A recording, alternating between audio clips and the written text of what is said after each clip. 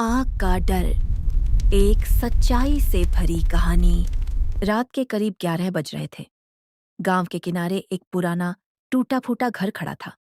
लोग कहते थे वो घर जिंदा है और उस घर से जुड़ी थी आग की एक भयानक कहानी। इस कहानी का मेन किरदार है आरव। आरव बचपन से ही आग से बहुत डरता था, इतना कि अगर कोई माचिस भी जलाए तो वो कांपने लगता, लेकिन उसे खुद नहीं पता था कि ऐसा क्यों है। एक दिन उसे अपने पिता की पुरानी डायरी मिलती है, जिसमें लिखा था, उस घर से दूर रहना।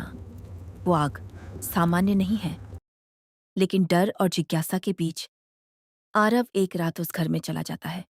अंदर अंधेरा, जली हुई गंध और एक कमरे में बिना कुछ जलाए जलती हुई आग।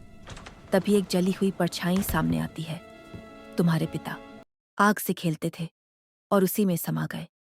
आरव समझ जाता है ये सिर्फ आग नहीं, गुस्सा, लालच और अहंकार की आग है।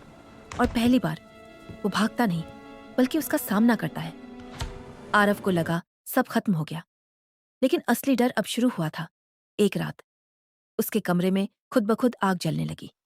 आवाज आई, आग बाहर नहीं, तुम्हारे अंदर है। अब जब भी उसे गुस्सा आता, कुछ ना कुछ जलने लगता। एक दिन स्कूल में उसके गुस्से से किताब में आग लग गई। अब वो समझ चुका था ये कोई भूत नहीं, ये उसकी अपनी भावनाओं की आग है। वो फिर उसी पुराने घर में जाता है, इस बार भागने नहीं, खुद को समझने। और जब वो कहता है, मैं तुम्हें कंट्रोल नहीं करूंगा, समझूंगा, तो आग शांत हो जाती है। लेकिन उसके अंदर कुछ बदल चुका था।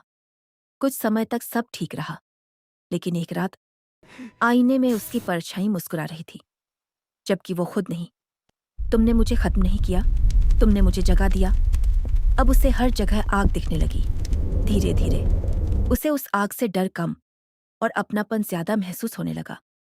एक दिन उसने खुद को रोकना बंद कर दिया और अचानक पूरा घर आग में घिर गया। अगली सुबह गांव के लोग उसी पुराने घर के पास जमा थे। घर जल रहा था और अंदर एक परछाई खड़ी थी, जिसकी आंखों में सिर्फ आग थी। जैसे ही वो परछाई बाहर आई, वो आरव था, लेकिन इस बार वो रुक गया।